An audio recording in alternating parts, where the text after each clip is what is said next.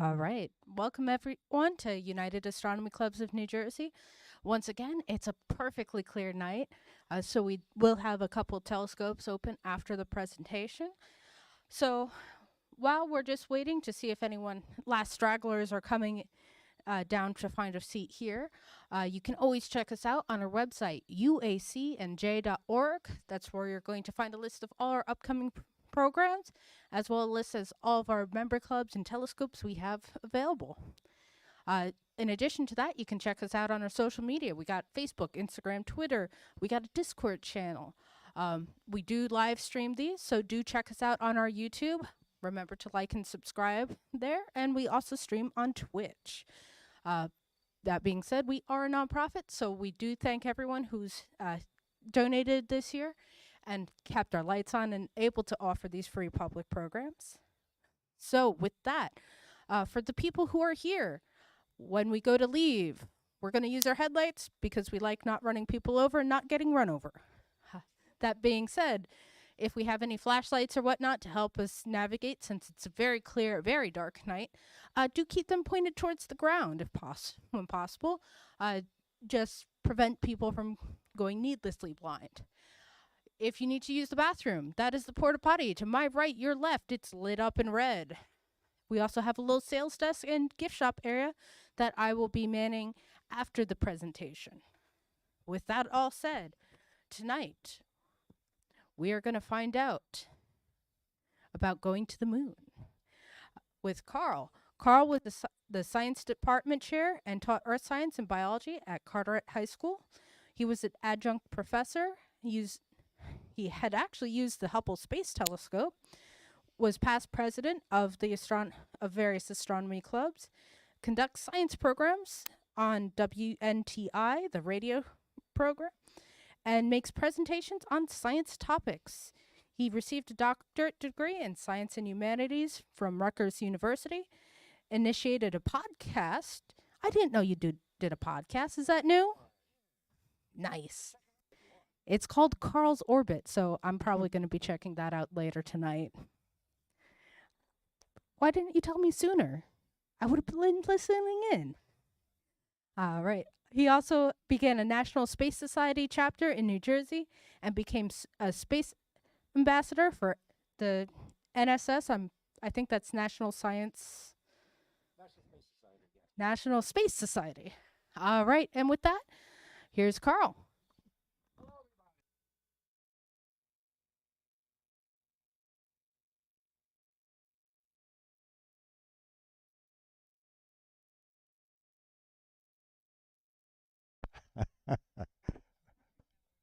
Okay, here we go. Oh, all right, there we go. Now I got it. Now I got it. Okay, okay. And anybody interested in joining any of the astronomy clubs in New Jersey, you could do that, and that would be advisable. And then you could visit whatever observatory that they're connected to, look through telescopes, see the beautiful sky, all kinds of beautiful stuff up there. So joining some kind of amateur group would be something to consider in the future. And when you do that, you can also become a member now of the United Astronomy Clubs of New Jersey, which is an umbrella organization for all the clubs in Jersey, by the way. So we're a consortium, really. We're not a separate club, one club. We're a consortium of all the clubs that are our members. So keep this in mind. And if you're interested in joining, you could talk to anybody here after the presentation, anytime, and so forth. So now we'll begin, and we're talking about going to the moon. By the way, I started that a chapter in New Jersey for the National Space Society, and the magazine itself is called Ad Astra. I've got some magazines here for free that you can pick up and take with you. Interesting information about what's up in space and plans for the future and what the National Space Society is doing, which is exploration, development, and settlement in space. That's what our goal is anyway. And we see legislators, talk to them about that, and so on and so forth. You can see on the left over here is a logo of the NSS, whoops, and on the right was a logo of our organization. Let's go to the moon now, though. Let's start. Let's start. Starting at Jenny Jump here. Let's do that. You saw the sign coming in, and hard to see going out at night. And let's begin as soon as I get this going right.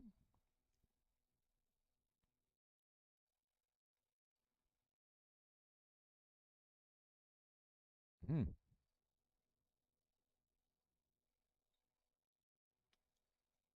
Hmm.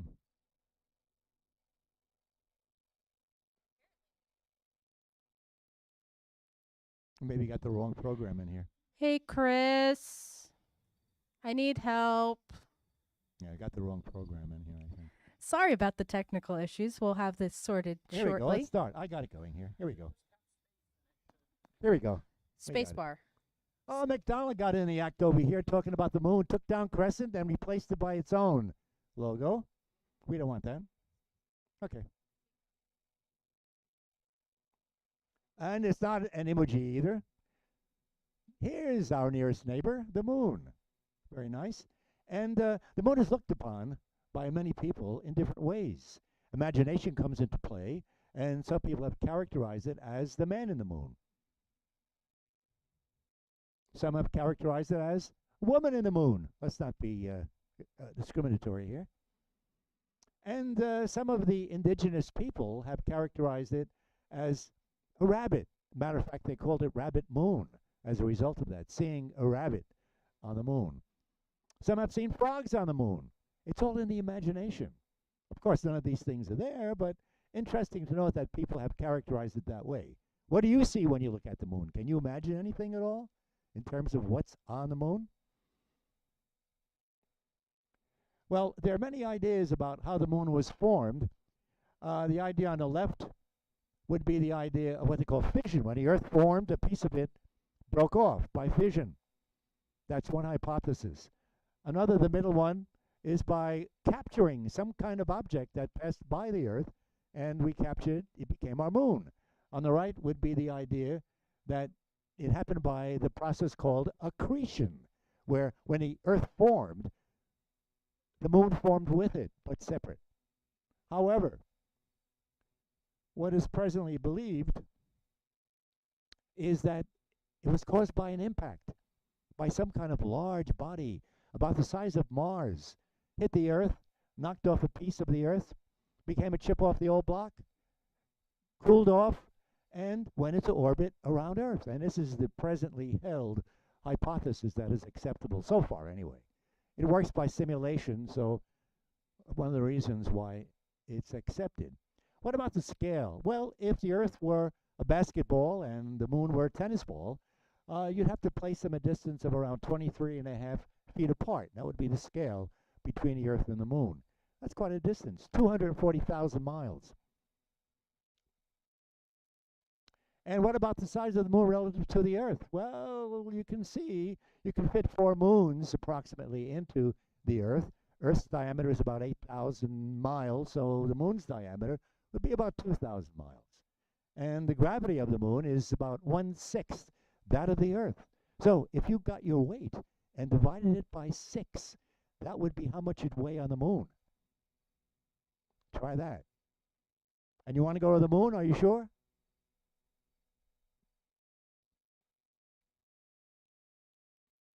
Now, what about the features on the moon? The surface. Well, there's no atmosphere, although they did find traces of some kind of gases like helium and some of the rare gases. Not very much of it, though. So, for all intents and purposes, it can be characterized as being a vacuum, or at least a partial vacuum in that sense. So we have no atmosphere that's appreciably looked upon as being an atmosphere. We have temperatures that range about the 300-degree Fahrenheit level. During the daytime, about 300 degrees more or less, and at night, minus 300 degrees. It might be a little different, closer to the terminator line where it's dark and light on the moon. It might be a little bit warmer there.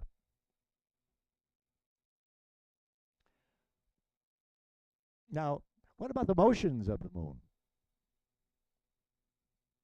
Well, let's see if I can get the motions in here. Oh, something else is showing up. I don't know why.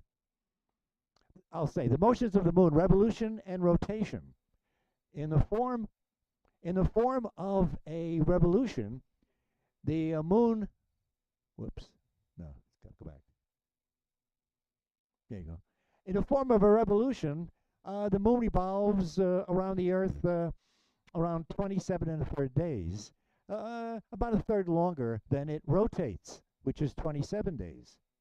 Now, because they're so close, we only see one side of the moon. We don't see the other side. It's like holding your hand on the side of you, on your whatever side, say right side, looking at the flat palm of your hand. You see one part of your hand, the palm. But if you move your hand in front of you and rotate it the same distance, so if I move it 1/4 and rotate 1/4, it's rotating the same rate it revolves. I still see the palm.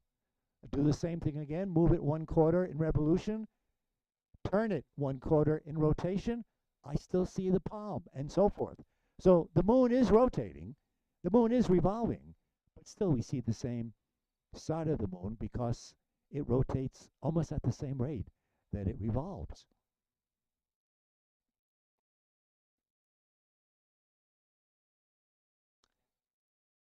Now, there is a near side, therefore, and there's a far side as well. The near side has many features on it. We'll get into the features in a moment. This is the near side. You can see black splotches. Even looking at the moon from the Earth, naked eye, you can see these different areas of the moon to a certain extent. So there's a near side and a far side. There is no dark side because the moon rotates. So there's always a piece of the moon that's lit up by the sun. We only see one side, but the moon is revolving around us and rotating at the same rate. But as it rotates, different parts of it get lit up by the sun as it does that. And so there is no dark side. There is a far side. That's the difference there. Difference.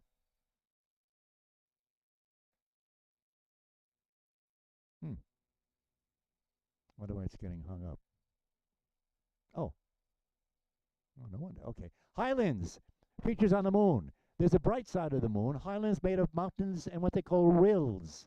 Rills are like trenches on the moon. And all these features are caused both by impact, and you'll find this out a little later as we talk about craters, by impact and also by volcanic activity. Here's an example of the craters. And the craters themselves, they run in diameter somewhere between 10 and about 100 miles in diameter. Pretty big. There's a big crater in the southern portion of the moon called the Aitken Basin. And it's close to the south pole of the moon, where, by the way, there's some frozen ice. There's water on the moon, but it's in a frozen form, not freely flowing.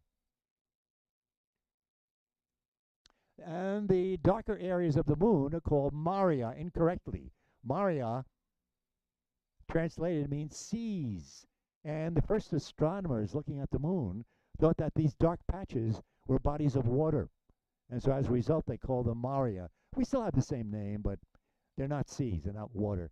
They're areas that have been impacted by maybe large asteroids and meteors, so that when the impact was made, it melted the rock, brought up magma from below the surface up to the surface to become lava, and as it hardened, it became what's known as basalt type of rock. It's darker than the surrounding area, and so these patches look that way. And it's still called Maria. Now, we can look at the far side of the moon, quite different. Wow, the far side has very little in the way of Maria, if you noticed. Has craters, no Maria. strange thing about the opposite side.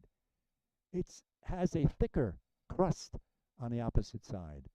And also, as I mentioned, hardly any Maria. And the reason why it seems is that when the moon formed, the side that faced the Earth, while the Earth was still in a kind of a molten state, was heated. The other side was not. So it cooled more slowly, and as a result, the rock structure is different on the far side than the near side.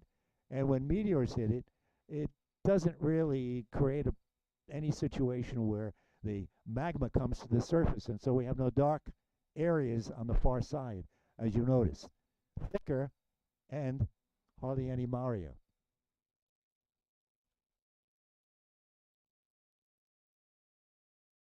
Comparison, you can see near side, far side, quite a difference. And the moon has its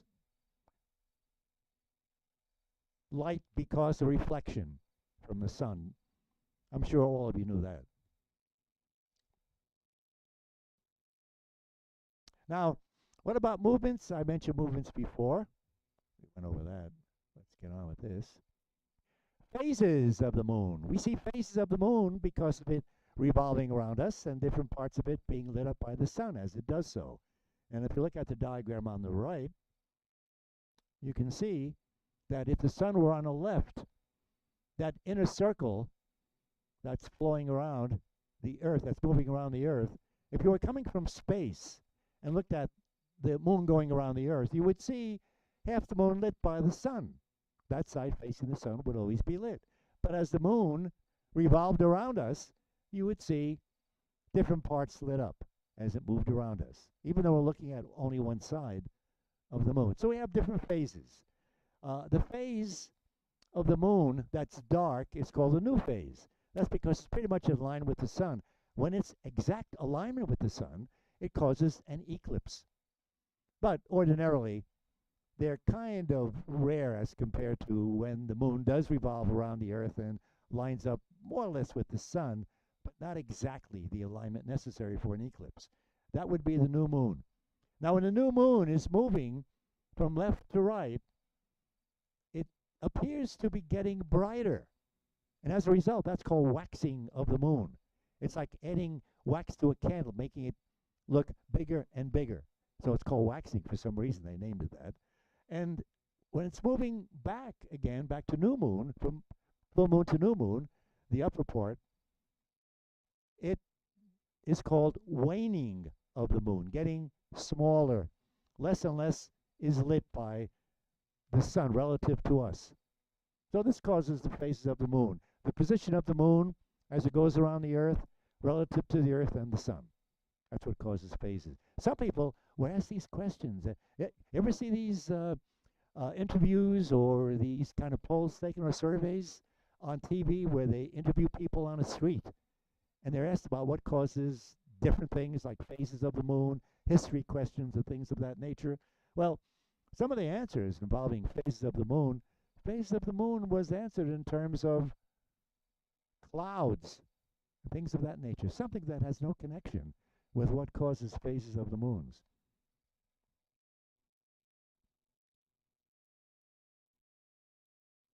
I explain all this in terms of the phases. How do we get to the moon when we went? When did we go, by the way? Anyone know? When did we go to the moon? 1969. Went to the moon, July 20th, 1969. We didn't go this way, obviously. I don't think anybody tried to go this way anyway, and I wouldn't advise it. I wouldn't try this at home. We didn't go this way either, like a bullet. We went this way. And the first one that went there was Apollo 11. Apollo was the name of the program. Like for now, our new moon program, lunar program, is called Artemis. And the reason why is because in mythology, Artemis was the sister of Apollo. So they decided to carry on that kind of tradition in terms of naming this program after the sister of Apollo, Artemis. So anyway, Apollo 11 went to the moon on board Saturn V. Takes about 3 days, by the way, to get to the moon. And this was the Apollo spacecraft itself, made of 3 parts. Made of the part where the astronauts were, which is the command module, that's in the middle. And then to the right would be the part that's the service module, containing different utilities and oxygen and so on. And then on the left is the part that's separated to go down to the moon. That's the lunar module that landed on the moon. It has its own launch platform attached to it. When it landed, it launched off later on as they returned by having a flat platform to launch from. So there's still those platforms on the moon. These are the people that went to the moon, the astronauts. Neil Armstrong was the first to step on the moon. And then Michael Collins, he never went on the moon, but he was inside the spacecraft. There had to be somebody inside the spacecraft to communicate with those on the moon and with the Earth, sort of monitoring the whole procedure and relaying any kind of thing in the way of communication. So he never went down to the moon, but he was part of the crew as 3. So only 2 went down, Armstrong and Buzz Aldrin. And by the way, Buzz Aldrin is from New Jersey. Did you know that? Montclair, New Jersey. Here's how they went. Lower diagram shows them going to the moon. We sort of move around the Earth, revolve around it several times to the moon. And then the upper diagram shows them returning. What was on the moon? Any people? Nah, this is only science fiction. You didn't see that on the moon. What did they see when they got there? Well, on the left, you can see someone stepping down the ladder.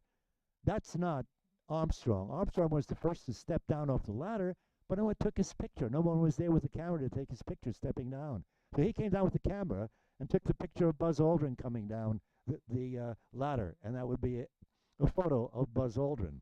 Also on the right is a photo of Buzz as well. Now, what was it like? Well, they saw those features I mentioned before. They saw the craters, and they saw the highlands. They saw the rills, and also what they call the regolith, the covering surface of pottery, dust material, regolith, from the rocks that had deteriorated. And they saw this. Some people still believe it's a hoax, by the way. I can't see by a show of hands here how many people still think it might be a hoax, but a lot of evidence indicates that it'd be pretty hard to keep this a secret from so many people that participated in it. Anyway, this is supposed to show you the idea that somebody's saying that this was a lunar landing hoax society that thought this up, and he's pointing to a picture, and you'll see this picture later on, and maybe not, of Buzz on the moon. But now, instead of in his visor the reflection of Armstrong taking his picture, he's showing a reflection of Steven Spielberg, a movie producer, sitting on his chair taking the picture through his camera, making it a movie. Well, it didn't happen that way. What about exploring the moon? Well, there were many things that they had to do on the moon. As I mentioned, Neil Armstrong was the first. First exploration of the moon were by probes, unmanned probes, that landed on the moon, both by us, Americans, and by the Russians. And by the way, how many nations have been to the moon? Who else went to the moon? Human beings. Anyone know? Nobody. Nobody. We're the only ones so far, anyway. People are trying to go, but haven't made it yet. So we're the only ones that have been there so far, and there he is, Armstrong. After those probes, they finally went, and he was the first on the moon.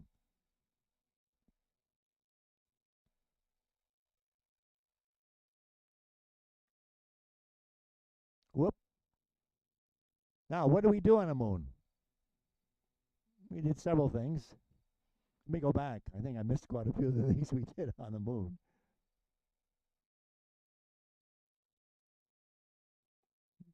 This is not doing it. Oh, it's up over here. Okay. Okay, there we go. That's okay. I'll take it. Okay, what do we do on the moon? We walked on the moon, as you know. Not me. I know there are people here who would like to go to the moon. We walked, we jumped, Olympics on the moon, athletes. We rode on the moon too, but not this way. Not this way.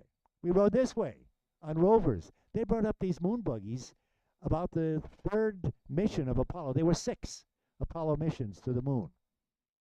2 astronauts each time. That means that there were 12 astronauts that walked on the moon so far. Anyway, they went around in these moon buggies that they brought up there. And that's how they did that. And they did some experiments. Here, some images show how they tested the moon's gravity, which is 1/6, as I mentioned before, of the Earth. Now, upper left shows a person who is testing a prediction by Galileo that in a vacuum, everything should drop at the same rate. Gravity should be affecting the thing, any object in the same way. And this was done by the astronaut Scott when he went to the moon. He dropped a feather and a hammer. It was televised. And they both landed on the ground at the same time because of the lack of the atmosphere, almost a partial vacuum. Upper right and lower, middle, they were on the same mission. Both were there at the same time. The upper right, Edgar Mitchell, what he did is he fashioned a javelin out of a moon scooper, threw it to see how far he could throw it. I never found out how far he was able to. I couldn't find information about that. But then the picture below, his comrade, what he did is he fashioned, he didn't fashion anything. He brought actually a modified 6-iron golf club with him on the flight to the moon and 2 golf balls. And he was the first to hit golf balls on the moon. So they were doing the first kind of, I guess you could say, lunar Olympics, or at least sports on the moon, that kind of thing. So that was interesting, I thought. Those were the experiments that were done on the moon itself. And then they placed on some of the trips reflecting mirrors on the moon. And the reason for that is because there were several observatories that were set up here on Earth. And this one here at the bottom shows the one at Apache Point in New Mexico. I had a chance to talk to someone in charge there, some woman, what her job was, not only to work the telescopes and view the sky, but they had also a laser, powerful laser, that they shot to the moon every so often on a schedule, reflected off those mirrors, and by doing that, they can figure out information about the moon that was more accurate. How far away it is actually. They found out that the moon is moving away from us about 1 inch a year. So it's moving away. In any case, that was at the Apache Point Observatory. And the upper right is the seismograph that they left on the moon. And the moon has moonquakes. And to make their own moonquake, they aimed the lunar module after they got out of it and joined the service and command module orbiting the moon yet. When they got out of it, they aimed the lunar module now that they went to the service and command module with, aimed it back at the moon and crashed it into the moon to cause an artificial moonquake, and that was recorded too. And they could find out then what makes up the interior of the moon by looking at the signals coming from the earthquake on the seismograph. That's how we figure out how our Earth interior is made up, by looking at earthquake signals. Anyway, these are some of the experiments that was done. And they planted, each time they went, 6 flags on the moon itself. They did it on the near side of the moon only, not the far side. These are the landing sites shown where they did land on the moon each time. Far side be hard to communicate. Oh, we now have a situation looking back at home. What do we see? Actual image of Earth rise from the moon. Look at that. Wow, that's beautiful. That's us. Holy moly. Good grief. Looks so fragile. But that's us from the moon. And so we've been there. As you can see, we planted a lot of stuff there, instruments left behind. the launching platforms left behind, flags, footprints, tracks from the rover, all that stuff's left behind there on the moon. Matter of fact, here's a photo taking up some of that stuff. And in that photo would be the footprints. The flag is in the middle, as I mentioned before, some of the instrumentation, the platforms, the locations where they, well, I mentioned the platforms, that would be where they marked where they landed and where they also launched from the moon. All these things are on photos taken by an orbiting unmanned spacecraft. So orbiting the moon, still orbiting, is the Lunar Reconnaissance Orbiter, LRO, orbiting the moon, taking photos. And all these things happen to be in the photos that the LRO has been taking. So we've been there. How much more information is necessary to know that we've been to the moon? And besides, how can you keep something a secret here in this country? Impossible.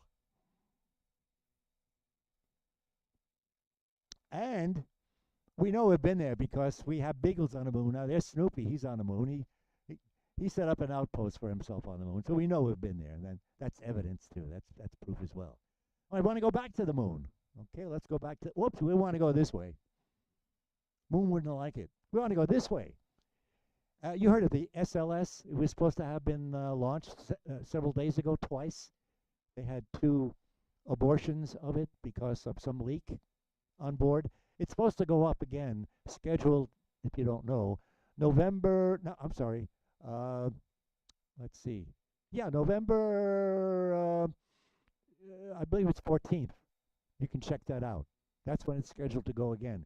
Unmanned, going to the moon, be up there going around the moon orbiting for about a week. It has dummies on board that are rigged up to record various kinds of information, I'm sure, better than having humans to begin with, and then to return again to the Earth. That's the Space Launch System, SLS. The program is called Artemis, and the spacecraft itself is called Orion. So this is our program now. We plan to go to the moon with. Other people also plan to go afterwards. By the way, here's how Orion looks.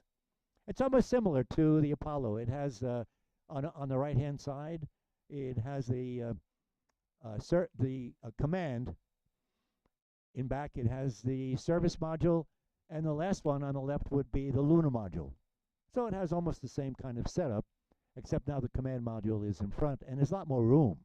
So it's been highly modified and technologically improved to a great extent. SpaceX has its Starship waiting to go. They're ready to go to the moon. Blue Origin, another company, has its Blue Moon spacecraft ready to go to the moon. So all lined up to go to the moon. Now, we'll go back to the moon, and this is an artist's conception of how it might be as we establish an outpost on the moon. And as we go to the moon, it is a kind of protective thing for the Earth because we can set up instruments to look for asteroids, spot the asteroids coming in to our area, potentially hazardous asteroids. And as a result, we can not only spot them, but track them, how fast they're going, what direction they're moving in. And we can also set up different things on the moon, say, for example, telescopes to look out into space as well and do that kind of thing. So we can use that. And what's important, too, I don't want to miss this, use it as a launching platform to go to other areas of our solar system. Plans to go to visit Mars, as you probably heard already, the asteroids between Mars and Jupiter, things like that, that might be possible. So all these things are planned. Now, this would be an outpost on the moon, how it would look. Then developing into something broader like a settlement. You have to have protection, though, obviously. So we got to have careful plans as to what kind of things we need to survive on the moon itself. Plans are being made for that. going to the moon takes about 3 days, coming back 3 days. So if you forget something, you can send home for it. And the idea is that we can find a lot of resources on the moon, interestingly enough. A lot of different kinds of resources can be found on the moon that we can send back to Earth. This would be, for example, one of the industrial sites that we can set up on the moon to do that. And we could set up some kind of industrial business involving bringing back some of those different kinds of resources to the Earth. So we can develop industry in space. That's what's being planned, as a matter of fact, right now. Some of the resources, we've got aluminum, platinum, palladium, iron,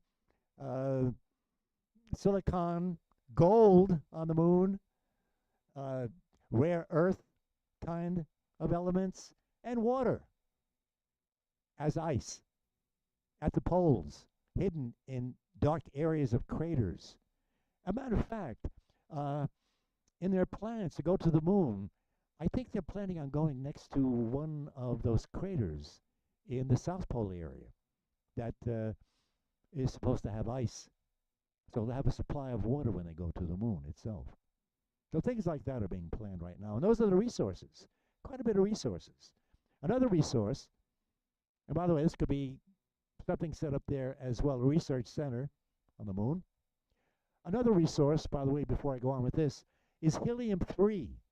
Helium-3 is used in one method of making fusion power, the power of the sun. Fusion, combining hydrogen to make helium. Well, there's a lot of helium-3 on the moon itself, embedded in the rock itself. And so that can be accessed very easily. And if we ever get the thing working so that we do, and we are able to produce fusion, wow, that would be fantastic. Now, experiments, of course, can be set up again on the moon, as you see over here, various experiments. And we could set up a mining area on the moon to mine for these various kind of minerals, supply resources on the moon itself. Mining area. And we would have a place to go. We have to have all kinds of areas to go to. That would be our home sweet home on the moon itself. We could have structures on the surface and structures below. As a matter of fact, there are plans to locate different kinds of volcanic tubes below the surface. And you could fashion some kind of living quarters within these volcanic tubes to protect yourself against radiation, micrometeors, set up an atmospheric condition, so on and so forth, and live within an environment that simulates the environment on the Earth. Well, here's the idea of going below ground, maybe in one of those lava tubes. Now, you don't want to go around and expose yourself too much on the moon because you're exposed to a lot of radiation.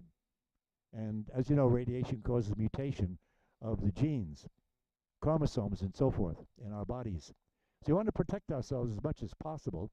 And so, for example, on the roving kind of vehicles that we'll have there eventually, they should be enclosed, covered up. And what do we need to survive, to live? Well, they thought out these things and they said, well, we do need what? Shelter. We need shelter, of course. We need a power supply. We need food, of course. Water. We need communication with the Earth. You need to bring up different kinds of tools and equipment, and I would also include to this medical supplies as well. And we would have some way of getting around on the moon itself, and that's where the rovers come in. So this would be a setup, maybe an outpost on the moon, where we would have an atmosphere inside the actual structure itself. That's necessary. So we wouldn't have to wear the spacesuits throughout the whole time we're there. We could have crews that maybe sort of exchange every so often, come back to Earth, another crew go up and so forth. And then maybe eventually a permanent settlement of people who want to live on the moon. I don't know. Maybe some people want to live there permanently. Anyway, the outpost would have developed into a situation where you'd have everything enclosed so that it simulated Earth conditions, the Earth environment, to survive, protection against radiation especially. And this would be an example of maybe another habitat on the surface that we could make. How about power? Well, it'd be a lot of money trying to get fuel up to the moon from the Earth. So obviously, the sun is there, solar energy. Why not? That would be major power source. Food, well, besides the idea of having maybe gardens of vegetables by using growth in water, hydroponics, air spray, aeroponics by spraying water on them, or aquaponics, which is having a large tank of fish and having their remains serve as food for the plants and so on. So there's many ways then of growing vegetables. But what about animals? We have to have animals too to provide what's necessary in the way of protein to a certain extent. Unless you're vegetarian and you could get it from other sources, that would be okay as well. But they were thinking about bringing up animals like chickens as well, not mentioned here. You have eggs, then you have the chickens themselves. So there are ways of doing that. You don't want to barbecue, though, on the surface. With the idea being that gravity is so low, you'd be losing the hot dogs. You don't want that to happen. That doesn't work too well. Water? Well, ice. And as I said, plans being made to land next to areas where there is ice in those craters that are hidden from the sun. Now, communication. Communication with people at home.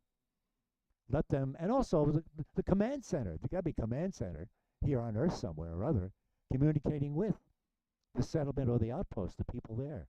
So to find out how operations are going, how people are doing in their conditions on the moon, and also communication with friends and relatives on the Earth.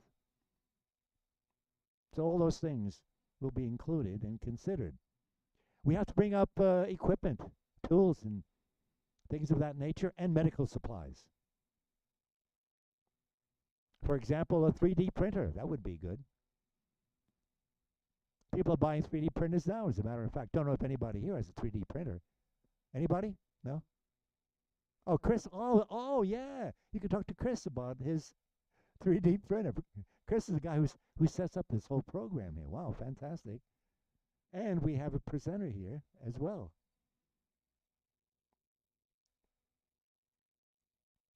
And what about roving around the moon in terms of transportation? Got to get from place to place, so you have the covered rovers. That's the idea. Moving from place to place. Not like this, though. I mean, you're not going to ride around on a bicycle exposed to everything that is coming in from space. This is how you do it, by a covered rover. Now, what about other things that you can do? Well, as was mentioned, you can set up telescopes there, for example. And I mentioned using it as a observation post, looking not only out in space, but back to Earth, monitoring conditions, which are being done now, as a matter of fact, by on satellites that are orbiting the Earth at this point, at this moment. They're looking at the weather conditions happening. The space station is up there. They're recording what's going on Earth, finding out what kind of atmospheric changes are taking place, and so on. So the same thing can be done from the moon itself.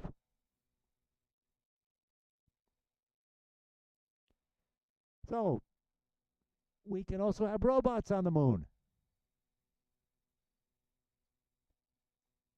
And we can say, let's go to the moon.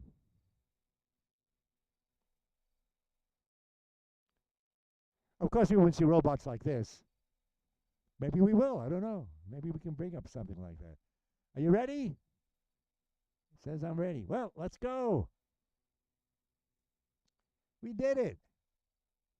So it might be, and it's a logical kind of extension, that we would have people born in space somewhere, on the moon, on Mars, wherever it might be. Matter of fact, I didn't mention here, but there's also ideas about creating a settlement that's an orbiting settlement.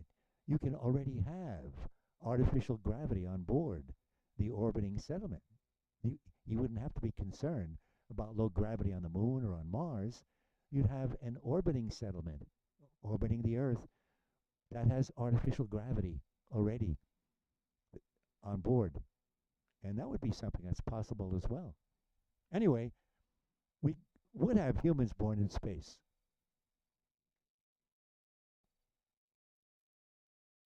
And you would have these as space explorers. They would join us in exploring space. I'm sure there are people here who would like to do that. And there we go. Let's go to the moon. Any questions? All right. Thank you, Carl. That was the end, right? That was the end? All right. So, before we get into the question and answer session, because I did notice a couple of you sneaking in during the session, so you did not get the safety briefing. Porta potty, if you need to use the restroom, to my, wow, that's the sun. I wasn't even facing it and I knew. But porta potty to my right, your left. We have a gift shop and museum area set up to my left, your right, outlined in red. We do have multiple telescopes open today, so each one of those sheds you see houses a with the roll-off roof houses a telescope. But we will be getting into questions now. So how it's going to work is people here, if you have a question, when I call for it, you're going to raise your hand and kind of wave it about, because I'm kind of night blind since I stare at a screen to help the online chat. I'm leaving now, okay? Goodbye, everybody. No, you can't leave yet. Okay. Just a few more minutes. And just wait till I get out there with the microphone, because chances are, if you have a question, our online audience has a similar question and might not be brave enough to speak up. So we're going to start things off with an online question, which is, Carl, if you got a chance to go to the moon, would you? I'll answer it online. No. Well, not right now at this point in my life. I would have loved to go at a prior time when I could bounce around and jump around the moon like the astronauts did. But I no longer can do that. So right now at this point in my life, I have to say no. But at an earlier age, ain't no doubt about it. Well, there is less gravity, so I'm wondering if that's going to help the joints feel better. So maybe you could. Possibly. Hey, that would take care of my osteoarthritis. You know, you don't need to be, gravity's a thing. It's not helpful sometimes. Sometimes it is. My wife might have objections, though. It depends on how mad you get her. All right, so question from our online audience. Perfect. Oh, I think I saw your hand go up. Did anyone moonwalk on the moon? Anybody walk on the moon? No, did anyone do the moonwalk on the moon? The moonwalk. Like the dance move? No. Where you do the weird backwards thing that I no. can't do? Hey, look, can you imagine someone trying to do a moonwalk with the spacesuit on? I mean, look, when Alan Shepard brought his 6-iron golf club and 2 golf balls, he couldn't even hold both of his hands together on the stick. He had to use one hand because it's hard to move your arms and your body on the moon in that spacesuit. That's good protection, but kind of restricts you from moving around. Spacewalk, I'm not too sure about that one. All right, so the next question from our online audience is, who do you think is going to get to the moon first? NASA with SLS, SpaceX with Starship, or Bezos with Blue Origin? Well, it seems that SLS, NASA, is in line to go first because they went before and they want to go again. And they want to be the second time around to the moon, go back there again. Of course, SpaceX is waiting in the background and they're waiting to get their turn to go. And so possibly is a company called Blue Origin that you saw before over here. I believe Jeff Bezos is one in charge of that one. Yep. Yeah. So who's your money on? Or are they going to... Oh, no, NASA's going first. I mean, everybody agrees. Go ahead, NASA, you go up. Even though SpaceX has a rocket that is reusable. Save money. NASA doesn't. That one's not reusable. But they'll get there first. I'm not first, but the second time around. Well, they already got there first. They That's can't what do I it mean, again. the second time around. All right. So another question from our online audience. Remember, I'm kind of blind, night blind, so we're gonna wave our hands about like we just don't care. Nope, no one's putting their hands in the air like they just don't care. You All can right. yell out if you want. Well, the thing is, if I can't hear them, I can't repeat the question for the online audience. I'll tell them to yell louder. All right. So the next online question Okay. was would we were talking about power. They said, I think combustion without bringing extra oxygen to burn would be problematic. Would wind power be a thing, or is that also lacking because there is no atmosphere? Well, you can't have something burn on the moon because of the lack of oxygen. You have Yep. to have So oxygen you would for have burning. to bring that. So, as was presented, you would have to use solar energy. Yep. Yep. They were asking more, was wind a thing? Well, there's no wind, no atmosphere, no wind.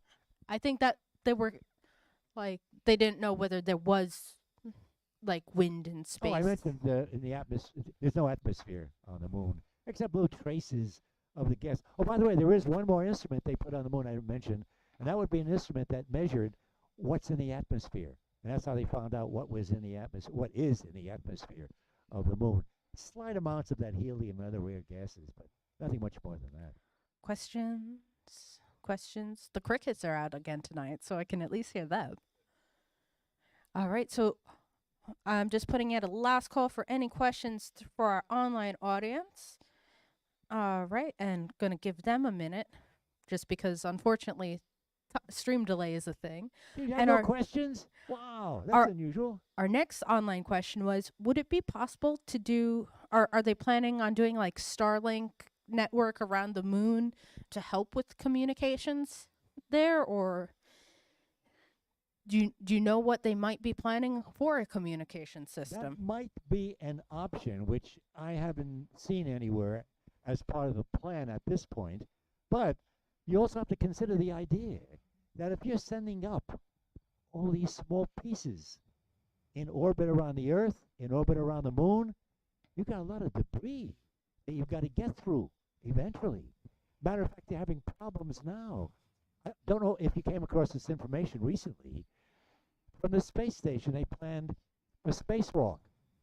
They had to reschedule it. They had to cancel it because there was debris headed in their direction. So we even have to worry about debris now clogging up space. So we have to take that into consideration in terms of how much debris we're going to put up there, what kind of debris, and what can remove it if it's not working anymore. All right, I Some think come down, so. burns down before it comes down to Earth and hits the Earth. Some large enough, although they do burn up to a certain extent, hit the Earth in appreciably large sizes. Like, for example, that happened with the Russian space station, Mir, that came down, I think, in one of the oceans. I think it was the Pacific Ocean. All right, we have another question here. How many pounds or tons does the moon weigh? If you know. How much does the moon weigh? Oh, that's a good question. I don't know how much it weighs. You got me on that one. How much does it weigh? Not One quarter the weight of the Earth. I don't know it if depends it on is what or- it's made of. Well, it's a piece of the Earth, don't forget, and it's made up of most of the crustal rock of the Earth, since it was that part that was hit off the Earth on the exterior portion, the outer crust. So it has the same kind of minerals and makeup in it, its composition, very small core, but its weight, I don't know. But good question. Hey, anyone check? Check Actually, Google, find out how much does the moon weigh. You can do that if you want. fun thought. Weight is kind of dependent on gravity. So can you actually have a weight of a planet? I think probably it's more mass might be the Yeah, appropriate the mass would be a better way of saying it because weight is a product of gravity. gravity and mass. So, oh, we got another question. I actually have two questions. At the outpost, is there going to be like a big gun to blast asteroids coming to Earth and space debris? Do we have a gun, you said? To, will they set up like a defense system to shoot asteroids out of the sky? Well, if you didn't come across the information in the news recently, NASA sent up such a thing. Matter of fact, the acronym makes out the word DART, D-A-R-T. So they shot a dart into space, Dual Asteroid Redirection Test, DART. And it was sent up to hit an asteroid to knock it out of orbit around a larger asteroid.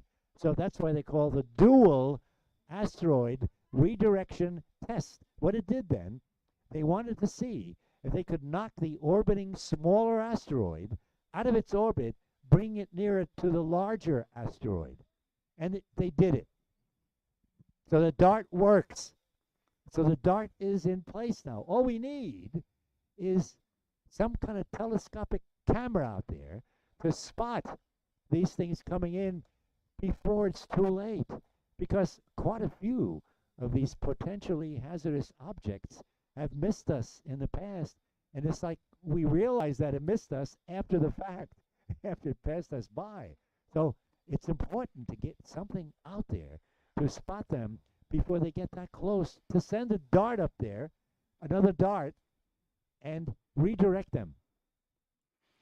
All right. So Chris has provided us with the mass of the moon, which is 7.348, if I round, times 10 to the 22nd kilograms. You got that? I have no idea how many elephants that is.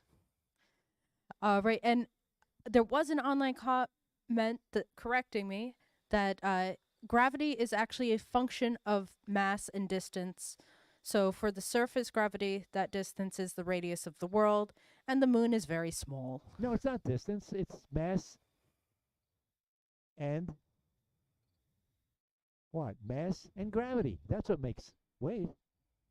Look, that's why, since there's less mass on the moon, and you have a certain amount of gravity, 1/6 the gravity, that affects the weight on the moon. Yep. Your weight on the moon as a result of that. So it's a combination. It's one multiplied by the other. In other words, you're multiplying mass times gravity to equal weight. That's the formula for it, not distance. I think this is best left to I want to correct the person who corrected. going home and looking up scientific papers with correct formulas, because I don't know about everyone else. I did not memorize those formulas in high school. I should have. I didn't. Unfortunately, I can tell you how much. Actually, I can't even tell you that, because now I was gonna say I know how much flour I need to bake bread, but now that I said that, I don't know what it is. Well, I printed all that information on my glasses. I just have to read it. Not all of us have the cheat sheet technology. You had another question? Yeah. Is it true the ISS is gonna get scrapped? And if the ISS gets scrapped, is there gonna be another space station to replace it? Yeah, that's a good question. As a matter of fact, what they're planning now is to go commercial. Replace the ISS by commercial space stations. And that's what they're developing at this moment, to have a nice, easy transition from the NASA space station, well, it's really international space station, to a commercially controlled space station in order to maintain our presence in low Earth orbit. LEO is low Earth orbit. So you're right, they're going to be moving into commercializing space to a certain extent. And that's the plan for the future, commercializing space. All right. Was there another question from our in-person audience? Again, I'm blind. Wave about your hands. Bueller? All right. It looks like all the questions have been taken care of. I want to thank you guys both here in person and our online chats. Before they go, I have a question. Does the sun rotate? Yes. Everything rotates. Including the sun, by the way. I want you to go away with that idea anyway, to realize that everything out there is rotating. Everything. Sun, moon, planets. The chicken at the grocery Even store. the asteroids rotate. Everything rotates. All right. So I want to thank you all for coming out. I want to thank you, Karl, for another wonderful presentation. And we hope to see you next time. I believe we have 2 more presentations for our in-person. And then we're into our online-only winter program. So I want to thank you all and have a good May I night. say one more thing? If anybody wants to become a member of the National Space Society, which I just started in New Jersey here, chapter in New Jersey, free of charge, nothing, to find out what it's like, you can step up sometime later after this whole thing is done here, and I'd like you to sign up in terms of information so that I can communicate with you if you want to become a member.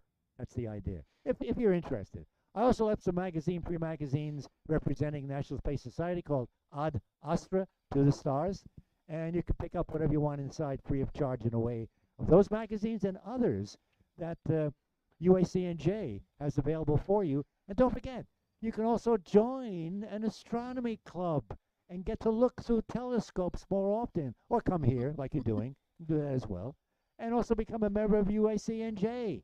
What can be more fantastic than that? Come on. All Okay. right. Again, have a good night.